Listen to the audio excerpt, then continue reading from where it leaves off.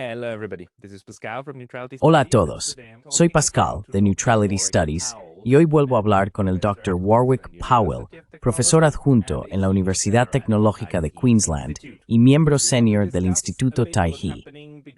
Queremos hablar un poco sobre lo que está ocurriendo entre Australia y China, y en una segunda parte también nos centraremos un poco en Japón. Así que Warwick, bienvenido de nuevo. Es un placer volver a estar contigo. Encantado de tenerte aquí. Y sabes, permitido reprimir import de pronunciar la segunda duplo de tu nombre. Me lo han dicho. Pero vamos a centrarnos. Let's actually focus. It's okay.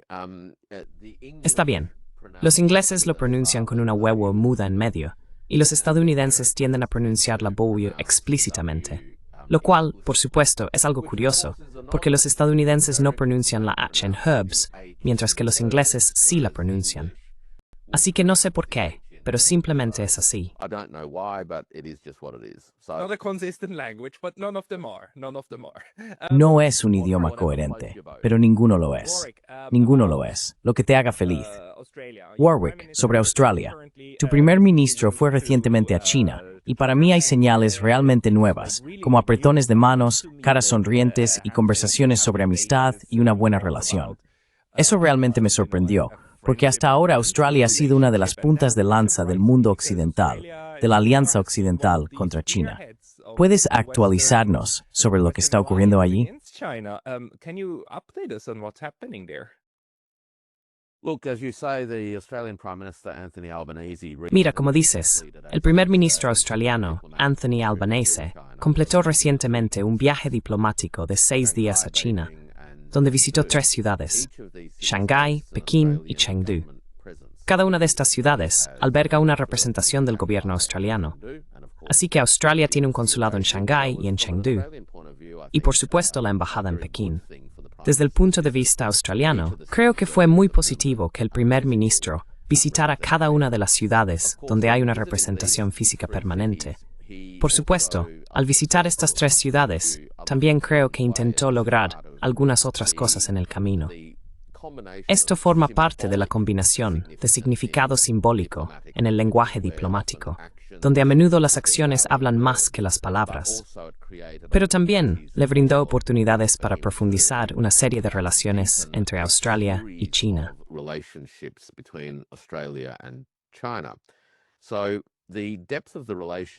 Así que la profundidad y amplitud de la relación quedaron demostradas tanto por el tiempo que pasó en China, como por el hecho de que visitó una gran variedad de lugares y realizó una amplia gama de actividades.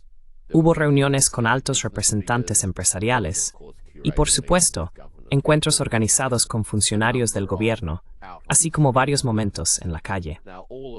Ahora bien, todo eso está cuidadosamente planificado, como bien sabemos tú y yo, no solo para garantizar que no haya problemas de seguridad cuando los líderes estatales están fuera, sino también, y de manera importante, para que transmitan los mensajes correctos y eviten cualquier desliz diplomático no intencionado que pueda socavar los objetivos de estos viajes.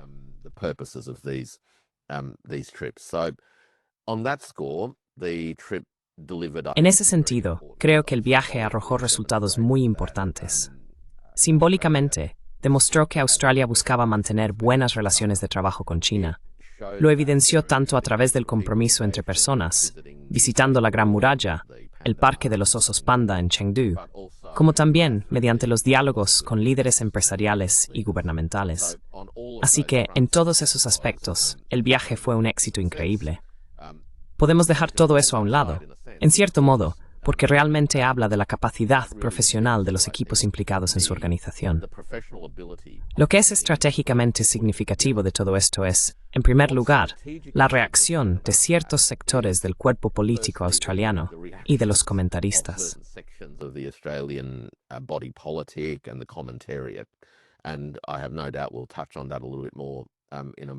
Y no tengo ninguna duda de que volveremos a tratar ese tema en un momento, así que lo dejaré a un lado por ahora.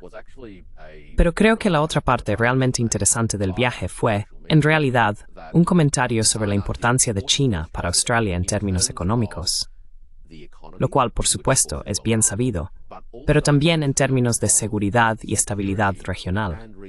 y reunió esas tres ideas en un solo tuit. Creo que es la primera vez en mucho tiempo que un primer ministro australiano, especialmente en el contexto de las discusiones sobre China, ha unido esas tres cuestiones en una propuesta coherente, que la relación de Australia con China es importante para el bienestar económico de Australia, para la seguridad y para la estabilidad regional. Y creo que esa es la relevancia de este viaje en particular. And I think that's the significance of this particular trip. So, do you think that this is part of Entonces, ¿crees que esto forma parte de un cambio, no solo en la señalización diplomática, sino que también es indicativo de un cambio subyacente, ya sabes, en la burocracia y demás, donde este tipo de cambios de política suelen llevar tiempo, ¿verdad? Porque son el resultado de deliberaciones e incluso, a veces, de cambios generacionales dentro del aparato?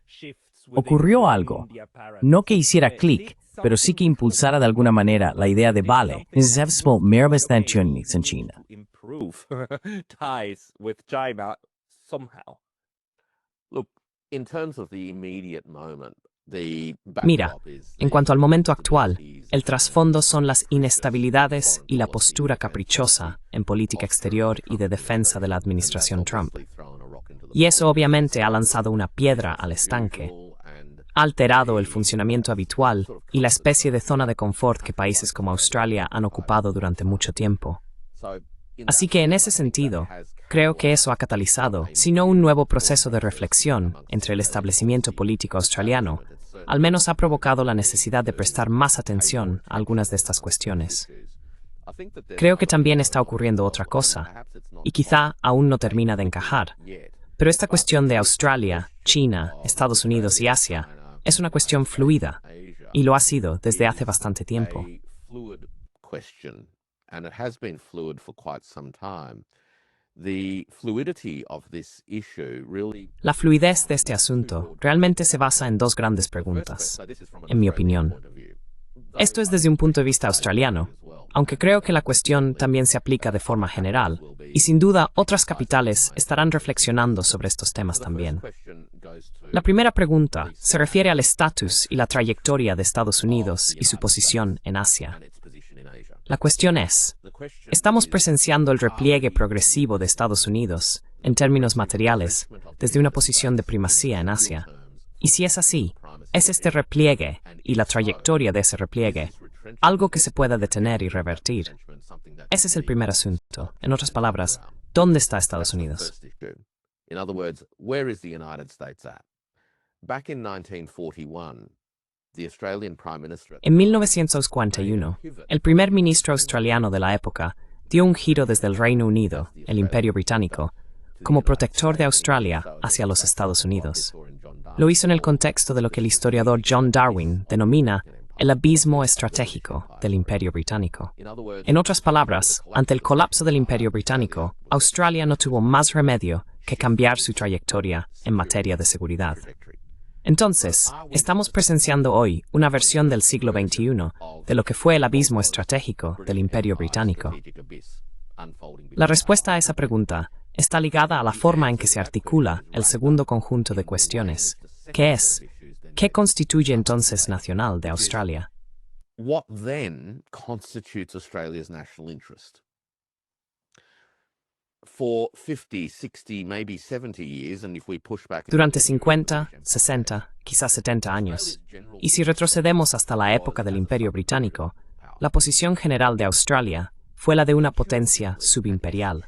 De forma intuitiva e institucional, entendía que sus intereses eran 100% coherentes con los intereses del imperio superior, bajo cuyo paraguas se encontraba. Por lo tanto, lo que era bueno para el Imperio Británico, o para Estados Unidos, era bueno para Australia. Esa zona de confort está desapareciendo. Así que, el debate que ahora se está desarrollando en Australia gira en torno a estas dos cuestiones clave.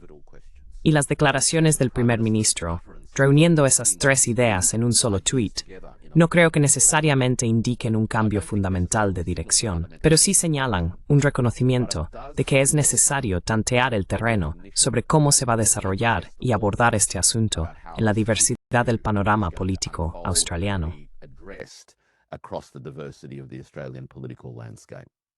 Yeah, that makes very much sense, and don't get me wrong. I mean, these tweets Sí, and so on eso can tiene also mucho be the sentido. outcome of a Y no me strong malinterpretes. bladder a little Quiero bit decir, at the end of estos the tweets y so demás forth. también pueden But ser el it is resultado de, indicative ya that sabes, it's simplemente also intentar belligerent, halagar un these poco al final de un viaje y cosas por el views estilo.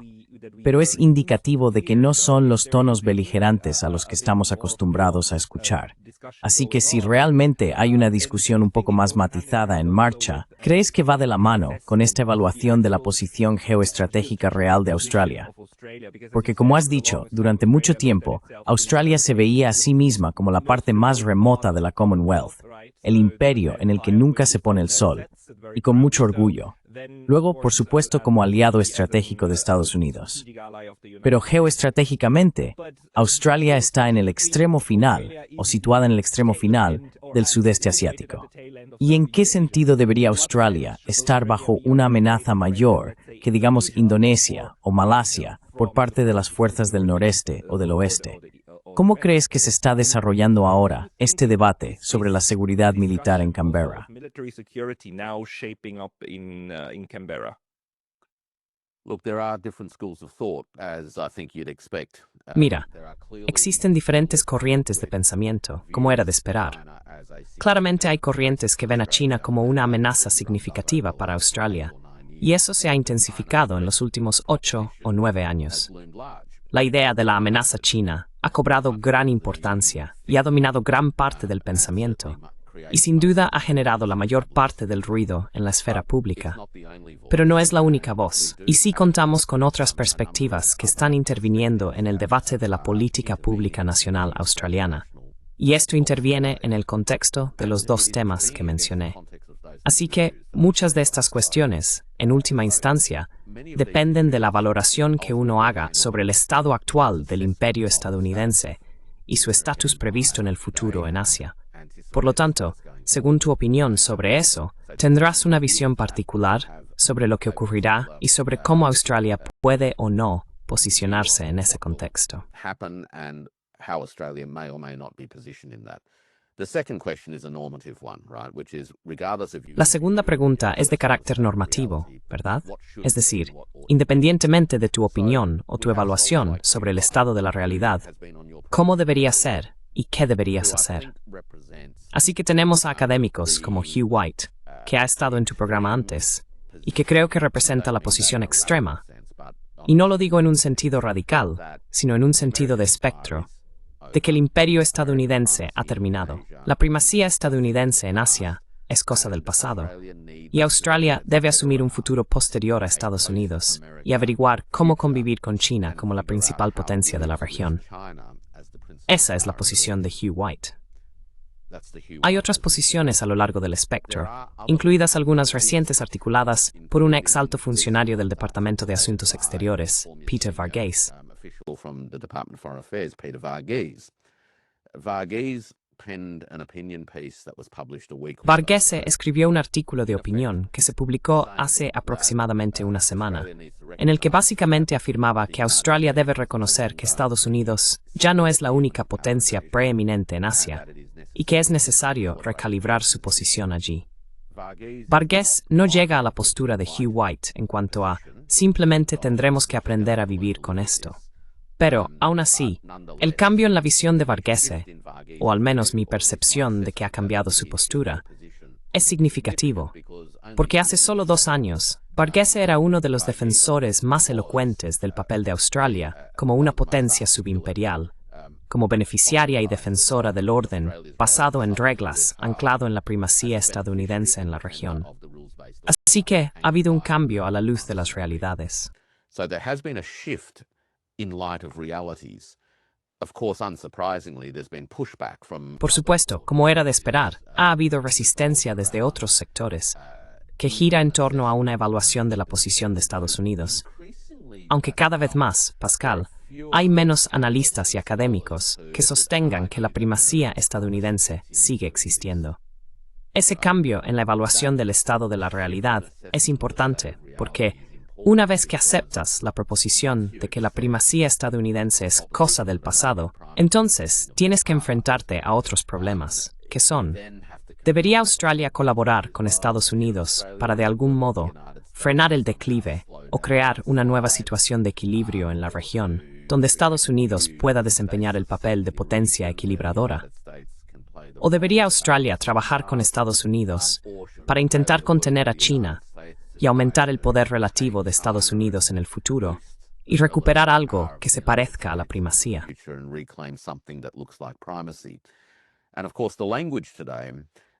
Y por supuesto, el lenguaje que se utiliza hoy en día para describir esa última visión habla de cosas como la paz a través de la fuerza, el equilibrio de poder, donde el poder y el equilibrio están, entre comillas, a nuestro favor.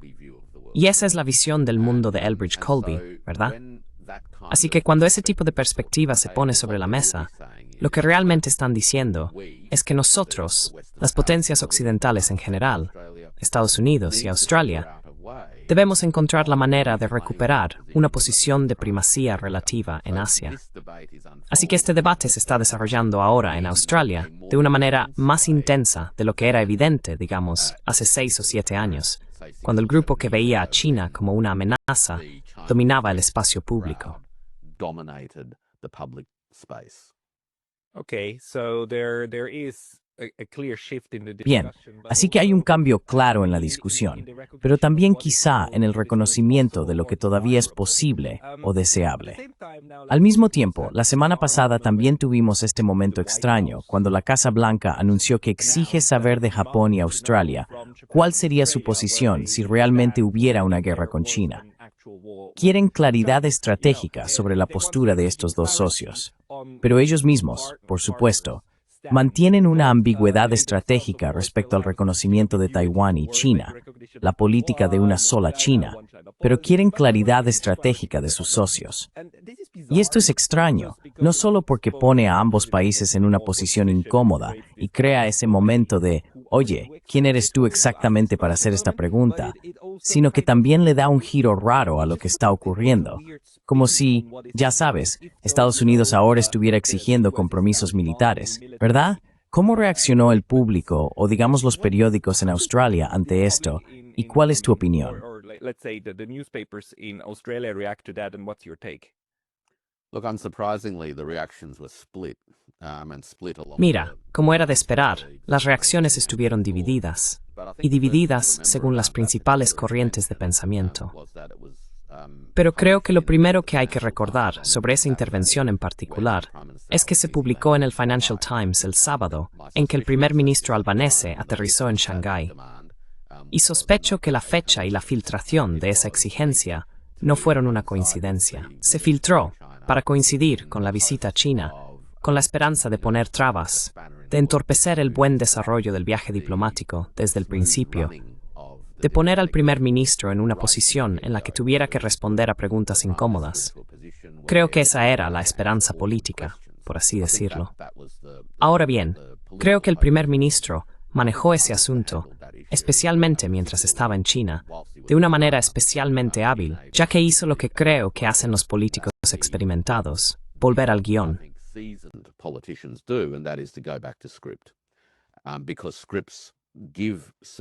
Porque los guiones aportan certeza sin necesariamente revelar mucho más. Y su respuesta fue simplemente que Australia no apoya el cambio unilateral del statu quo y que Australia no participará en discusiones sobre hipótesis. La segunda parte, por supuesto, de la exigencia era que Elbridge Colby, durante el último mes, más o menos, ha estado presionando a Australia para que se comprometa a aumentar su gasto en defensa hasta el 5% del PIB. Y el gobierno, hasta ahora, ha respondido con bastante firmeza y simplemente ha dicho, miren, Australia gastará lo que considere necesario gastar, y sus compromisos de gasto se basarán en una evaluación de lo que necesita, no en un criterio artificial vinculado al PIB. Así que, en dos frentes, ha habido cierta resistencia.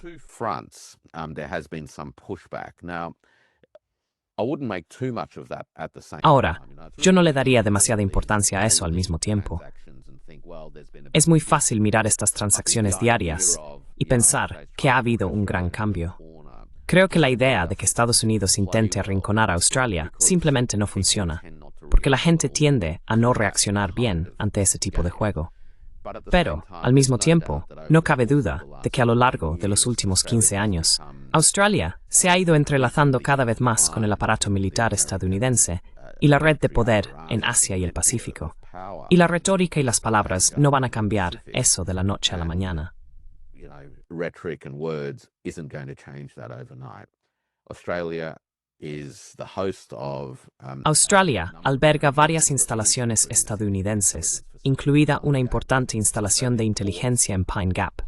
Los puertos australianos reciben submarinos y buques de la Marina estadounidense. Los soldados estadounidenses operan desde bases en Australia a través de lo que llaman el Acuerdo de Rotación de Tropas. La rotación de tropas, por supuesto, es en realidad un eufemismo para una base permanente, pero cambiamos las fuerzas cada 6 meses aproximadamente. Así que, en ese sentido, Estados Unidos es ahora un ocupante militar permanente en Australia. Y en consecuencia, Australia forma parte integral de la red militar estadounidense aquí. Ahora bien, si alguien hubiera dicho eso hace 6 meses, podría haber sido criticado, especialmente por los neoconservadores, que dirían que es una exageración. The neocons who would say, that's an exaggeration. Australia is an independent country with its own agency. Australia es un país independiente con su propia autonomía y ese tipo de cosas. Pero hace solo una semana, uno de los críticos más duros de China en Australia, Michael Pizzulo, publicó un artículo en el que decía que Australia alberga infraestructuras físicas estadounidenses y tropas estadounidenses.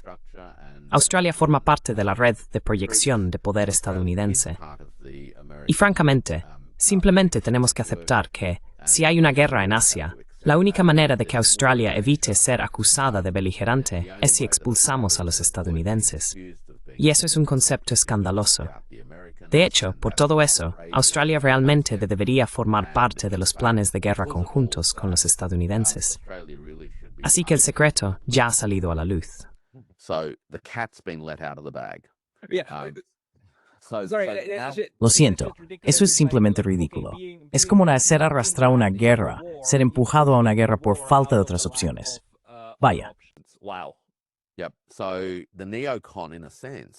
Así que el neocon, en cierto sentido, el neocon por excelencia, en realidad ha revelado una sensibilidad que básicamente dice, mira, formamos parte del imperio estadounidense.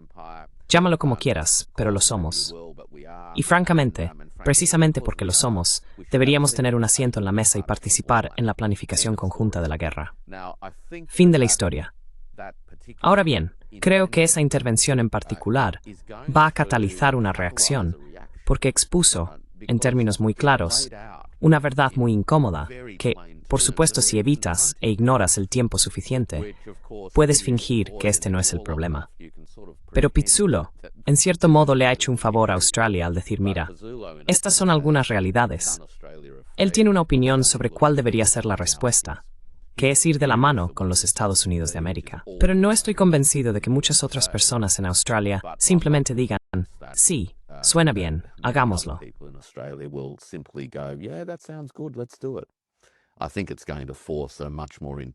Creo que esto va a forzar un escrutinio público mucho más intenso sobre la posición de la política exterior de Australia y su postura de defensa en Asia. Y ahora, eso me lleva, por supuesto, a la trifecta del primer ministro, que es una ventana a cómo la política pública australiana puede empezar a reevaluar todas estas cuestiones. No se puede mirar la seguridad de defensa de forma aislada. Tenemos que analizarla en términos de la seguridad económica y el bienestar de Australia. Obviamente la seguridad, pero también, de manera importante, la estabilidad regional.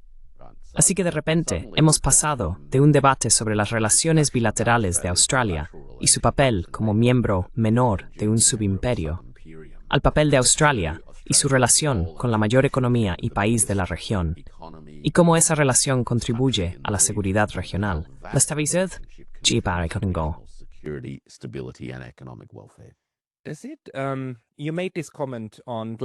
Hiciste este comentario en el podcast de Glenn Deason hace solo unos días, que como sabes, la ASEAN ya es el mayor socio comercial de China, y China es el mayor socio comercial de la ASEAN. Y la ASEAN ha experimentado, en los últimos 10 o 15 años, un impulso increíble en prosperidad y desarrollo regional, y también una reducción de los conflictos, desde el sur de Tailandia hasta la cuestión de larga data de Timor Oriental, y así sucesivamente. Y como sabes, todo se ha estabilizado mucho y ha mejorado de forma espectacular para la ASEAN, en colaboración con China, pero también en colaboración con Japón, Australia e incluso los europeos. ¿Existe algún reconocimiento de que esta también es una opción, la opción ASEAN para Australia?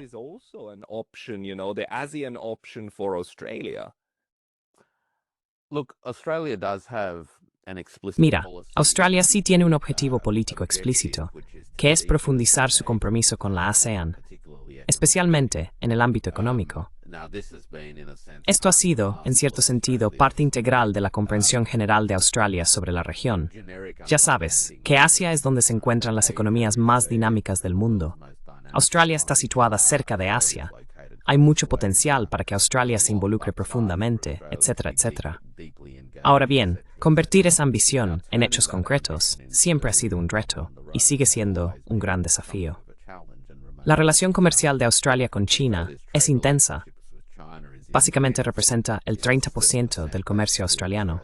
Pero las interacciones económicas de Australia con la ASEAN en realidad siguen siendo muy limitadas. remains very, very thin on the ground. But there is a strategic ambition to try to... Pero existe una ambición estratégica de intentar intensificar eso. Creo que la ASEAN es una heroína poco reconocida. Y a muchas personas fuera de la región les resulta difícil comprender una organización que no aparece en la portada de los periódicos todos los días, dando lecciones a alguien o intentando imponer mano dura a uno de sus miembros, porque a alguien no le gusta lo que hace. Y sin embargo, ha sido fundamental para lograr realmente esos tres objetivos, ¿verdad? El bienestar económico de sus miembros, la seguridad económica y nacional de sus miembros, al estabilizar el entorno en el contexto, ya sabes, del espíritu de Bandung.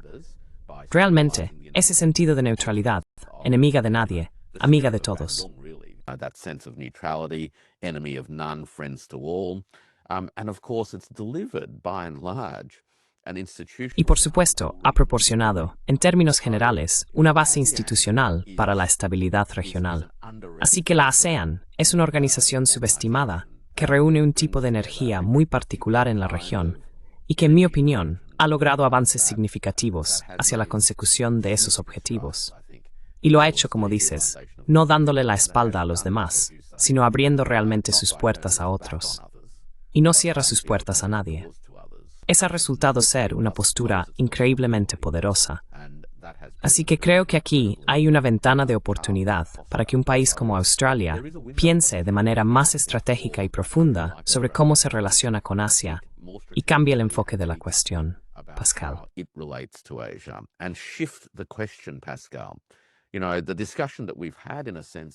Sabes, la discusión que hemos tenido, en cierto sentido, ha estado dominada por un tipo particular de pregunta, que es, ¿firmará Australia para ir a la guerra o no? Esa ha sido la pregunta dominante. Pero en realidad hay una pregunta diferente. ¿Cómo puede un país como Australia, con su historia, su ubicación geográfica, sus recursos, etcétera, etcétera, sus atributos, aportar algo que contribuya a la creación significativa de prosperidad económica, seguridad regional y estabilidad regional? Así que es un tipo diferente de preguntas sobre el papel de los países, su política exterior, política económica y política de defensa, que es muy distinto del tópico dominante, ¿verdad? Todo el camino con Estados Unidos, la primacía estadounidense, o una versión del siglo XXI de paz y estabilidad regional.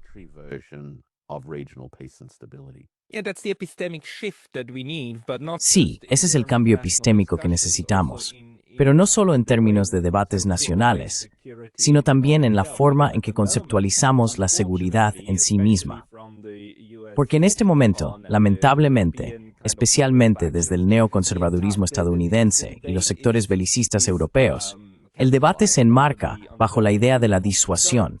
Necesitamos disuadir, porque el otro lado es obviamente malvado, así que tenemos que asegurarnos de que tengan miedo, ¿verdad? Y lo que tú propones es cambiar hacia pensar en esto como una casa, como algo que debe construirse y que necesita ser estratégicamente estable para todos. Sé que los japoneses también están pensando en, o luchando con, los mismos problemas. Y en cierto sentido, están en una situación muy similar. in a sense, they are in a very similar boat. Not the same, but similar. When it comes to No es lo mismo, the pero es predicament similar. that they're Cuando se trata de la facing situación en la que su gran protector, en Occidente, ahora definitivamente, quiero decir, ese sol se está poniendo, mientras que el sol naciente quizá no sea Japón, pero sin duda está en el reino del medio. Y hay que encontrar una manera de equilibrar esto, también por la dependencia del camino recorrido, ¿verdad? Quiero decir, el hecho es que existen estos acuerdos de rotación de tropas en Australia. El hecho es que existen estos acuerdos de bases en Japón. El acuerdo durante los últimos 70 años para Japón ha sido: nosotros os damos bases, vosotros nos dais protección. Y ese acuerdo está cambiando, no solo por los estadounidenses, sino también por la forma general en que el mundo multipolar está empezando a funcionar. ¿Cuál es tu valoración sobre cómo los japoneses están abordando los mismos problemas con los que tiene que lidiar Australia?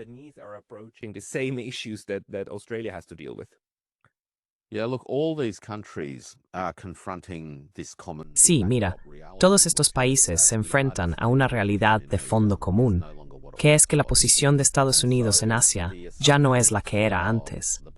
Así que las suposiciones del pasado ya no se mantienen de cara al futuro, especialmente la idea de que el ejército estadounidense estará ahí para apoyarte desde el primer día o como respaldo al quinto día. Ese cambio, creo, está provocando que los estrategas de la región, bueno, en ocasiones, sin duda, algunas pesadillas, porque sí es más fácil cuando todo es predecible.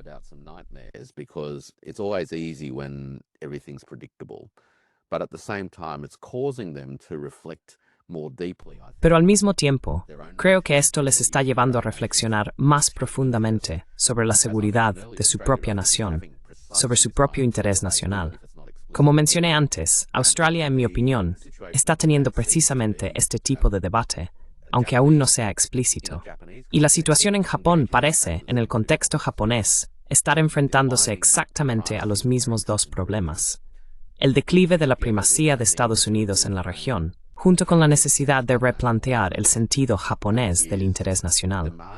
Esto exige de Japón, creo, un nivel de apertura estratégica que antes no necesitaba considerar.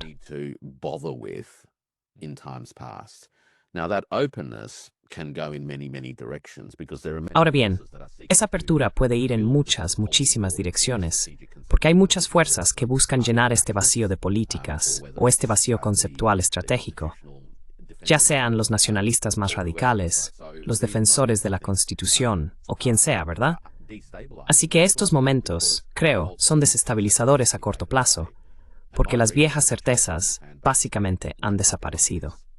Mi interpretación de la situación en Japón es más o menos la siguiente. Durante los últimos 15 años, varias administraciones han intentado abrir progresivamente un poco más de espacio para un sentido renovado de identidad japonesa y autonomía estratégica, muy pequeñas.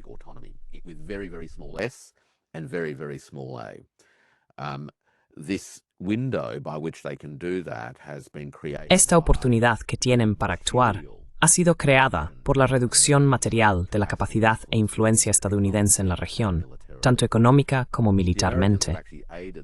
De hecho, los propios estadounidenses han contribuido a esto diciendo: mirad, vosotros tenéis que hacer más y tenéis que asumir más responsabilidades, etcétera, etcétera. El predecesor del actual primer ministro de Japón estuvo en la Casa Blanca hace un par de años y, en mi opinión, pronunció un discurso muy interesante e inteligente, porque básicamente dijo: sabéis, no deberíamos esperar que Estados Unidos lo haga todo. Y no os preocupéis, Japón está aquí para ayudar.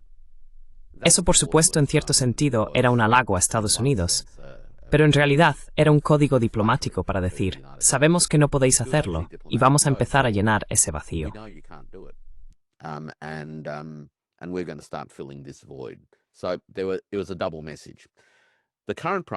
Así que fue un mensaje doble. El actual primer ministro, que por supuesto enfrenta algunos desafíos internos propios en este momento, como resultado de las elecciones, también ha sido un firme defensor de una mayor autonomía japonesa. Y de manera provocadora en ocasiones anteriores, no solo ha planteado la idea de una OTAN asiática, sino que de forma interesante ha propuesto que la relación entre Japón y Estados Unidos sea una relación de iguales, y que, como de ello, las fuerzas japonesas deberían tener bases en Guam y en otros lugares del Pacífico, bajo los mismos acuerdos extraterritoriales que rigen estadounidenses en Japón. American bases operate under in Japan. Now, of course, the Americans flatly refused all of that and dismissed it out of hand. Ahora bien, por supuesto, los estadounidenses rechazaron todo eso de plano y lo descartaron de inmediato, pero creo que esto refleja un liderazgo político japonés que busca formas de ganar algo más de margen. Por supuesto, existen presiones internas, nacionalismo y ese tipo de factores que también impulsan esta situación. A mí me parece, observando desde fuera, que hay un debate discreto en Tokio sobre si Estados Unidos realmente va a ser tan fiable como baluarte como lo fue en el pasado, de cara al futuro. As it might have been in the past, going forward. I think you're absolutely correct, and Creo que tienes toda la razón. Y ya sabes, conviene recordar que el señor Ishiba, el actual primer ministro, proviene del ala izquierda del Partido Conservador. En realidad, no es un nacionalista. Al menos, no es un nacionalista. Y ese comentario lo hizo poco antes de convertirse en primer ministro, en un ensayo en el Hudson Institute. Básicamente, solo estaba demostrando que tiene cierta idea de cómo es el entorno estratégico, y más bien como un movimiento provocador. Si se quiere, porque Estados Unidos sigue diciendo, queremos una relación justa, es injusto que tengamos que protegeros, pero vosotros no tengáis que protegernos a nosotros. Y él simplemente les recordó, mirad, el acuerdo no es protección por protección. El acuerdo es bases a cambio de protección.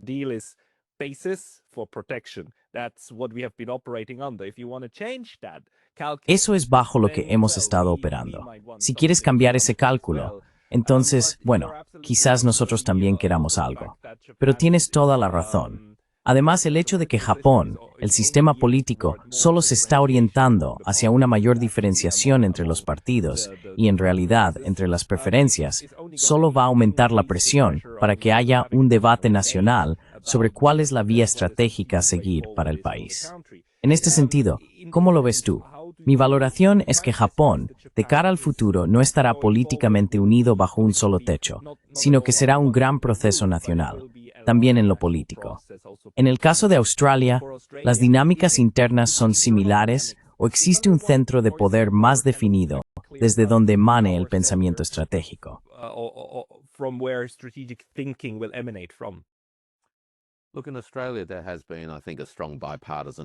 Mira, en Australia ha existido, creo, un fuerte consenso bipartidista entre los dos principales partidos en cuestiones de política exterior y de defensa o seguridad nacional.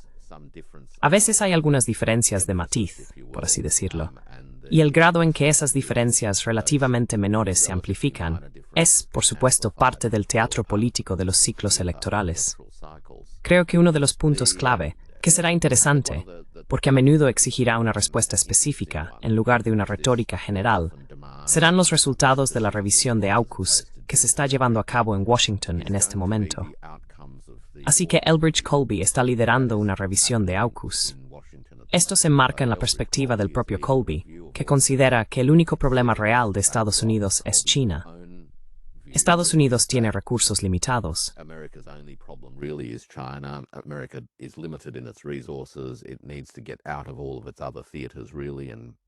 Realmente necesita retirarse de todos sus otros escenarios y concentrar sus esfuerzos en Asia. Y él no está convencido de que Estados Unidos pueda realmente permitirse proporcionar a Australia los submarinos como parte de los acuerdos de AUKUS. De hecho, creo que está profundamente preocupado, basándose en investigaciones del Congreso y otra información, de que la industria estadounidense de construcción de submarinos apenas puede satisfacer las propias necesidades de Estados Unidos, y mucho menos las de cualquier otro. Así que Colby es bien conocido por ser escéptico respecto a los méritos de proporcionar este tipo de equipamiento a otros. En algunos aspectos, creo que especialmente el gobierno actual, si la revisión Colby arrojara un resultado que obligara a Australia a renunciar a los submarinos. Ahora, digo esto porque el gobierno actual está oficialmente comprometido con AUKUS. asumió esos compromisos antes de las elecciones, antes de la más reciente. Commitments prior to the election before the most recent one, and it was in a sense forced to do so. Y en cierto sentido, se vio obligada a hacerlo, porque el gobierno anterior, el gobierno de Morrison, había llegado a un acuerdo, informó a la entonces oposición y le dio a la oposición 24 horas para responder. Ahora, en la antesala de unas elecciones, con la cuestión de la amenaza china de fondo, exponerse a ser acusado de ser débil en materia de seguridad nacional se consideraba una decisión políticamente insensata. Así que la entonces oposición laborista aceptó rápidamente la propuesta de AUKUS, y así se logró un consenso bipartidista. Pero no estoy convencido de que el gobierno acepte, primero, que AUKUS vaya a materializarse, y en segundo lugar, creo que en cierto nivel, se reconoce que existen riesgos sustanciales.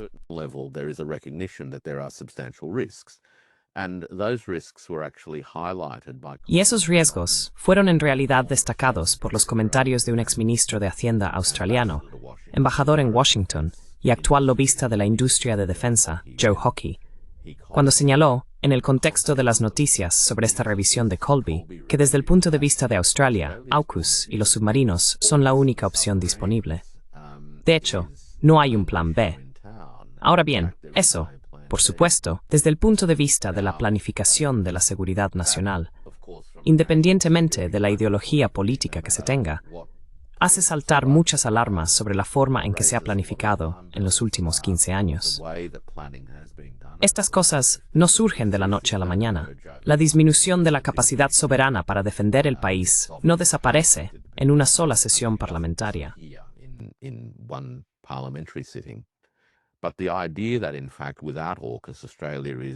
Pero la idea de que, de hecho, sin AUKUS, Australia carece esencialmente de la capacidad para organizar su propia defensa es motivo de gran preocupación para personas serias en el ámbito de la defensa y la seguridad. No cabe duda de que muy pocas personas creen que AUKUS llegará a materializarse. Así que Australia se encuentra ahora en una posición en la que la política está comprometida con algo sobre lo que cada vez más existen dudas. Dudas sobre su relevancia estratégica desde el principio, pero también dudas sobre su viabilidad operativa. Así que, si la revisión de AUKUS le da a Australia la oportunidad de salir, sospecho que lo hará.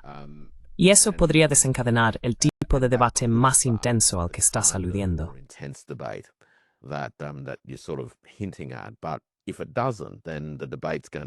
Pero si no es así, entonces el debate va a surgir, en parte fuera de los partidos políticos tradicionales, pero también especialmente dentro del partido de gobierno en este momento. Así que el Partido Laborista obtuvo una mayoría muy amplia en las últimas elecciones. El inconveniente de las grandes mayorías es que tu base de apoyo siente que hay menos necesidad de ser tan disciplinada como antes. Y por lo tanto empieza a hablar mucho más abiertamente sobre temas polémicos. Está surgiendo un movimiento dentro del sector laborista en torno a grupos como Laboristas contra la Guerra, el Movimiento de Reforma de la Guerra, etc., que está presionando con fuerza para que Australia dé un paso atrás respecto a AUKUS y para que haya una recalibración mucho más amplia de la política de seguridad regional australiana.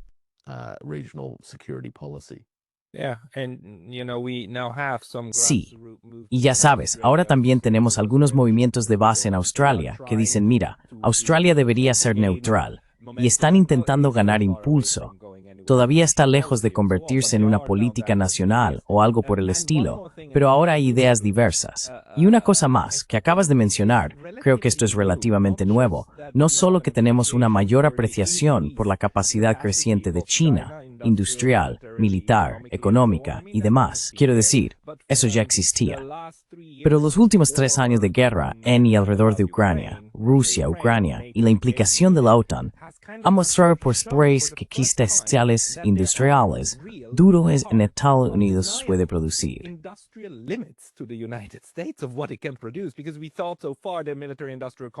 Porque hasta ahora pensábamos que el complejo militar industrial era algo abrumador. En cuanto hacías un pedido, se cumplía de inmediato, ¿verdad? Y que Estados Unidos podía fabricar cualquier cosa que quisiera, especialmente, bueno, material militar. Pero ahora vemos que esto no es cierto. Y afortunadamente para Japón, quizá un poco menos, porque ya decidieron intentar crear más capacidad de forma autóctona, aunque siguen siendo muy dependientes, especialmente en lo que respecta a baterías de misiles y demás. Pero para Australia también, con AUKUS y estos proyectos de infraestructuras, esto va a añadir presión ahora para diversificarse y alejarse de este monolito que pensábamos que tenía capacidad infinita.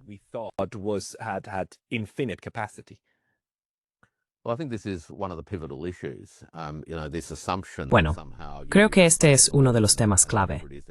Esta suposición de que de alguna manera haces un pedido y lo que sea que pidas llegará en algún momento en un futuro no muy lejano.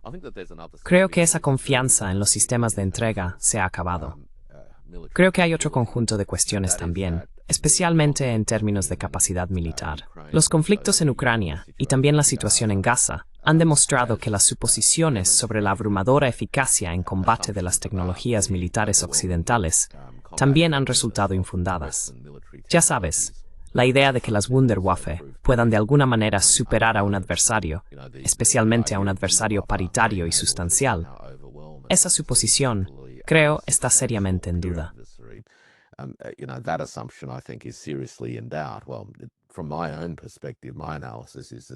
Bueno, desde mi propia perspectiva, mi análisis es que más vale tirar esa suposición a la basura. No solo eso, hemos visto que las principales plataformas de proyección de fuerza estadounidense a nivel global, que es la Marina de los Estados Unidos, han resultado insuficientes. Lo vemos en la situación en el Mar Rojo, donde durante algunos meses intentó, en efecto, sofocar a los hutíes en Yemen y fracasó.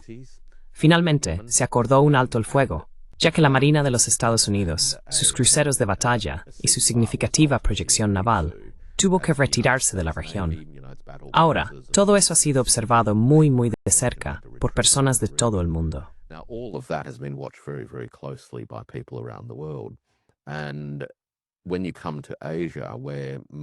Y cuando llegas a Asia, donde gran parte del terreno es en realidad marítimo, el grado en que la proyección naval de Estados Unidos puede ofrecer esa sensación de poder abrumador, capacidad militar, ya no está ahí. Y eso tiene que influir bastante en la gente. Creo que provocará una profunda ansiedad en el occidente colectivo, porque todas sus suposiciones han quedado literalmente al descubierto. Así que no solo tenemos, creo, limitaciones en la capacidad productiva para reemplazar y reponer lo que se está utilizando, sino que en realidad sabemos que el propio hardware y las capacidades técnicas no son ni de lejos tan superiores como se suponía.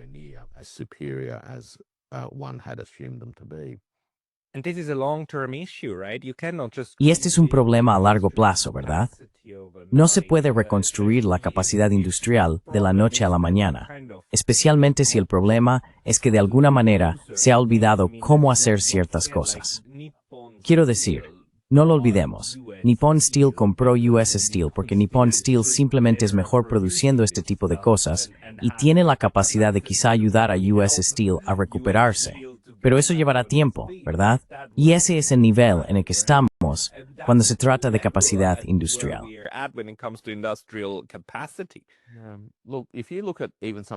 Mira, si observas incluso algo tan básico como los proyectiles de 155 milímetros, Estados Unidos se ha enfrentado en los últimos 3 años a la realidad de suministros limitados y ha intentado aumentar su capacidad productiva. No ha alcanzado ninguno de sus objetivos, pero también se ha dado cuenta de que la única manera de incrementar siquiera la capacidad de producción existente era sacar a un montón de gente de la jubilación. Así que aquí hay una cuestión de habilidades humanas, conocimiento, destreza, saber hacer, experiencia, pero también creo que fundamentalmente hay un problema de diseño industrial, que es una cuestión de capacidad productiva, y por supuesto hay un problema de cadena de suministro. And of course, there's a supply chain issue. Let's not forget that many of the inputs. No olvidemos que muchos de los insumos de los que realmente depende el complejo militar industrial provienen de países como China.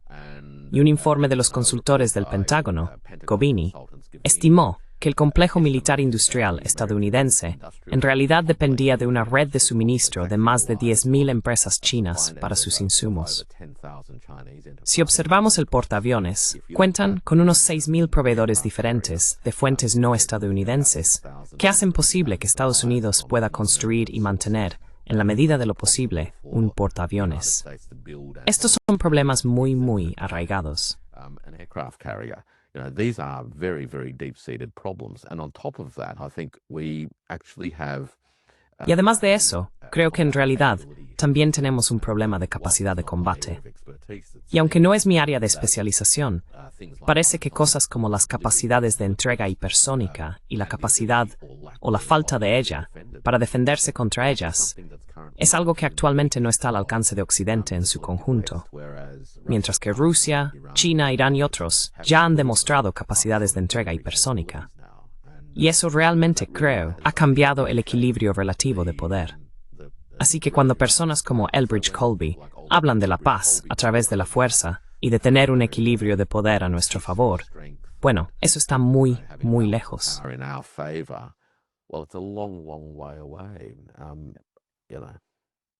Sí, no, lo es. Es solo que ya que ahora estamos hablando del tema de la industria y demás, déjame preguntarte también sobre algo que mencionamos brevemente antes de que empezara la grabación, que es este anuncio reciente de que Japón ahora tiene un acuerdo comercial con Estados Unidos. Pero es un fenómeno extraño, una forma de acuerdo que incluye un componente de inversión directa o indirecta y al mismo tiempo reduce los aranceles. Me refiero a aranceles completamente inflados, de manera artificial, que Estados Unidos utilizó como moneda de cambio o como palanca para presionar a Japón y también para presionar a otros, ¿verdad?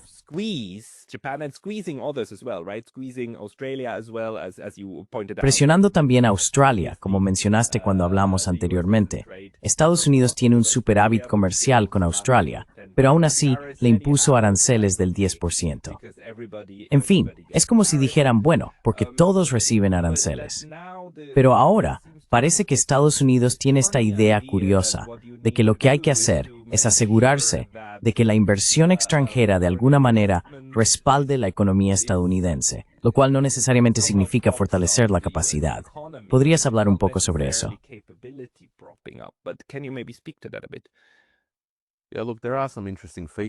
Sí, mira, hay algunas características interesantes en este tipo de acuerdos en los que Estados Unidos busca participar. Cada uno de ellos, en cierto sentido, depende de sus propios detalles, porque están relacionados con la estructura de la industria. ¿Sabes? El comercio es algo curioso, porque mucha gente se centra en la actividad comercial en sí. Pero desde mi propia perspectiva, tiendo a ver el comercio realmente como un síntoma de la capacidad productiva y su distribución. No puedes comerciar con lo que no produces. Así que esto realmente es una cuestión de capacidad productiva y su distribución geográfica.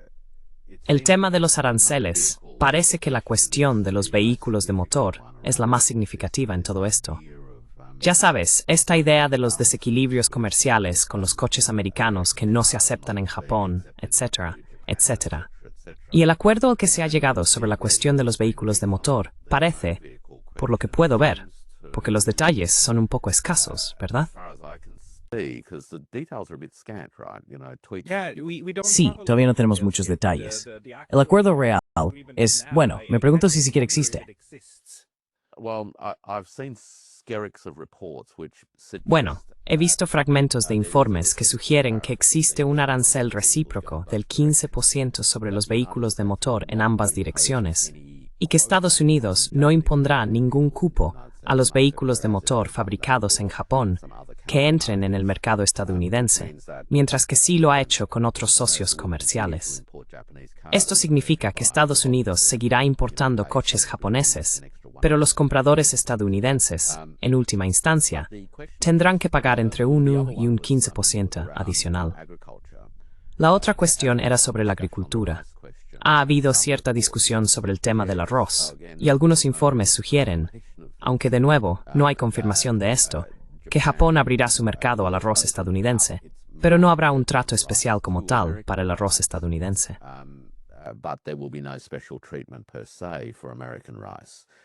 But again, some of those details Pero, de nuevo, Algunos de esos detalles se informan de manera un tanto superficial, sin ninguna confirmación sólida. Lo interesante es la cuestión de la inversión, ¿verdad?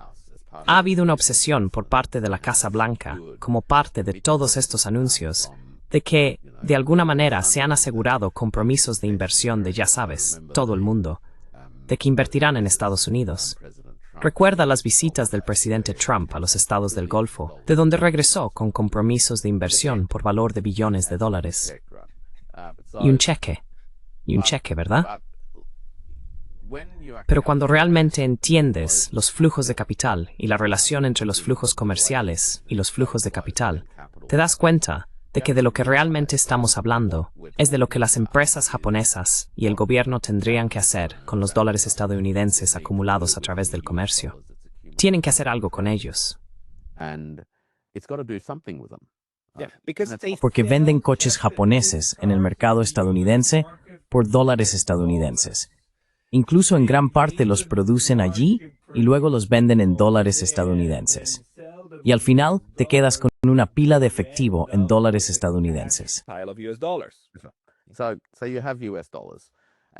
Así que tienes dólares estadounidenses. Y una vez que acumulas dólares estadounidenses, se toman decisiones sobre qué hacer con ellos. Ahora bien, lo primero que haces es mantener parte de esos dólares estadounidenses como dólares estadounidenses, porque necesitas tener una reserva para poder saldar cuentas progresivamente. Así que una parte se mantiene como dólares estadounidenses. El resto se convierte en algún tipo de valor. Así que el Banco Central japonés, por supuesto, compra bonos del Tesoro de Sesunío. Esa es una forma en la que los dólares estadounidenses se reciclan de nuevo en activos financieros estadounidenses. Los tenedores japoneses de dólares estadounidenses compran acciones en la Bolsa de Nueva York, y eso lo convierte en participaciones en empresas.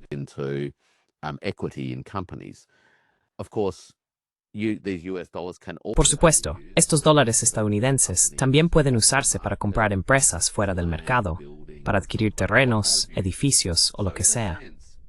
Así que en cierto sentido, esta idea de asegurar estos acuerdos de inversión es en gran medida irrelevante, porque un poseedor de dólares estadounidenses, en última instancia, a menos que simplemente quiera tener un montón de efectivo que no genera rendimiento, va a hacer algo con esos dólares, ¿verdad?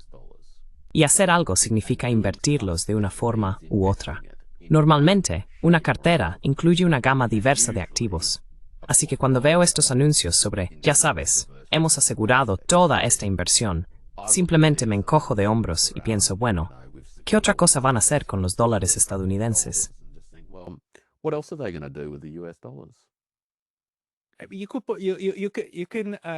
Puedes sacarlos en billetes de $100, ponerlos en un barco y llevarlos de vuelta a Japón. Por supuesto, eso no es lo que harías. Por supuesto que no. Así que, en cierto sentido, ¿evalúas esto como una forma en la que Estados Unidos está haciendo un poco de maquillaje? Ya sabes, como diciendo, vale, hemos ganado, cuando en realidad los japoneses han aceptado darte algo que probablemente tendrían que hacer de todas formas. Además, el arroz. Por cierto, Japón está pasando por una escasez de arroz este año. El precio del arroz se ha disparado.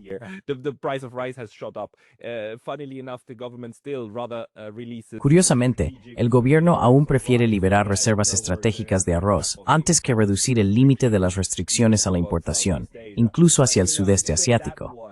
Pero ya sabes, incluso eso, para mí, me parece menos relevante si dicen, vale, de acuerdo, vamos a importar un poco más de Estados Unidos y reducir las importaciones de Tailandia. Es una pena porque el arroz jazmín es fantástico, pero es difícil saber si Estados Unidos realmente ha conseguido alguna concesión sustancial, o si esto también se hace bajo el pretexto de intentar lograr un primer acuerdo real para presionar a otros.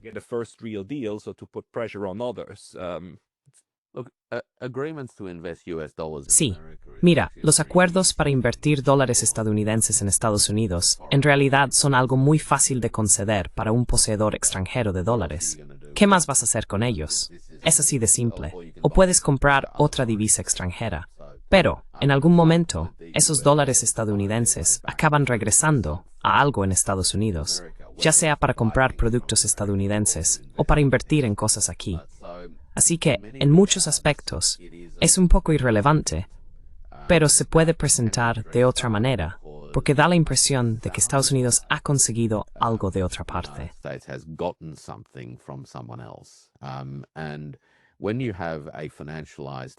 Y cuando tienes una obsesión financiera, ya sabes, esta idea de que la riqueza es equivalente a la cantidad de dólares que posees, entonces recuperar esos dólares estadounidenses de una forma u otra se presenta fácilmente como un éxito comercial.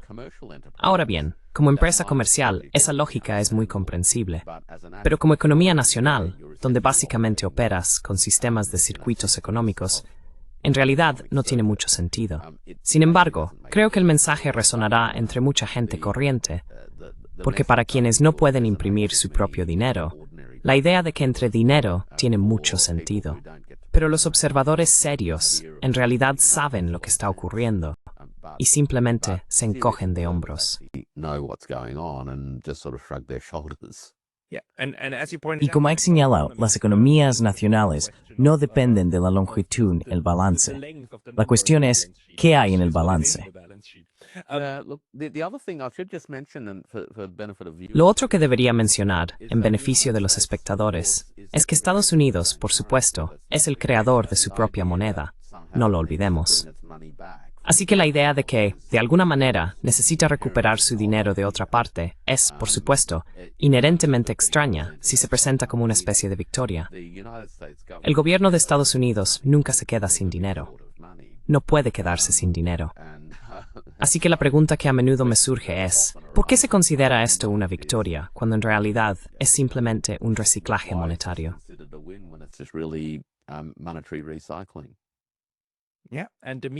Sí, y lo que eso significa es que habrá 550.000 millones de dólares estadounidenses en activos que serán poseídos por los japoneses en lugar de los estadounidenses.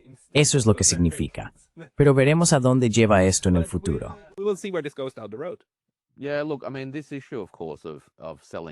Sí, mira, quiero decir, este tema, por supuesto, de la venta de activos, tan a menudo en los debates, especialmente entre quienes critican las relaciones comerciales, dicen, mira, el país con déficit termina, en efecto, vendiendo el país a los poseedores de su moneda, que la usan para invertir.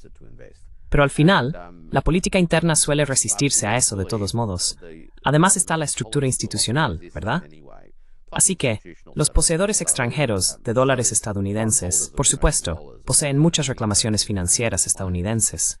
Los bonos del Tesoro de Estados Unidos son un caso clásico, o acciones en la bolsa, y otras formas de instrumentos financieros. Muy pocas entidades extranjeras realmente poseen directamente tierras estadounidenses y empresas estadounidenses en su totalidad. Muy pocas.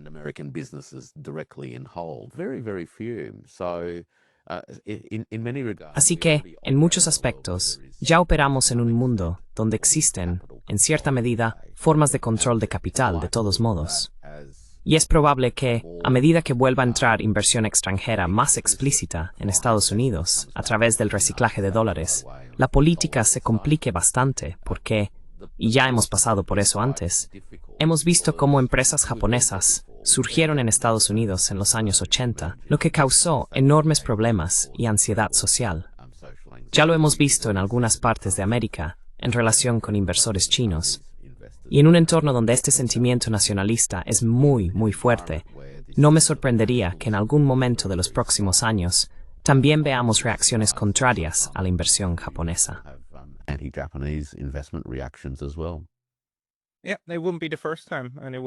Sí, no sería la primera vez, y tendría sentido, pero ya veremos. Warwick, muchísimas gracias por tu valoración. Para quienes quieran leer más de ti, les dirigiré a tu Substack y a tu Twitter. ¿Hay algún otro sitio al que deban ir? No, con eso basta, es suficiente. Muchas gracias, Warwick, por tu tiempo hoy y hablamos de nuevo. Genial, un placer absoluto. Great. Absolute pleasure.